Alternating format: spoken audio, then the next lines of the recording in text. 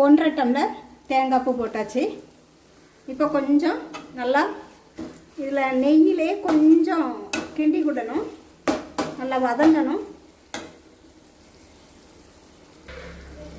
தேங்காய் வந்து லைட்டாக வதங்கணும். இந்த நெய்யிலேயே வதக்கிட்டு இனிமேல் நம்ம தேங்காய் பாலையும் பசும்பாலையும் இதில் சேர்க்கணும்.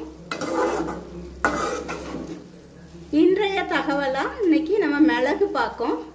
மிளகு வந்து நம்ம உடம்புக்கு என்னெல்லாம் பலன் கொடுக்கு, டெய்லி நம்ம சாப்பாட்டில் ஒரு 5லேருந்து 10 மிளகு வரைக்கும் அது மிளகு சேர்க்கணும்.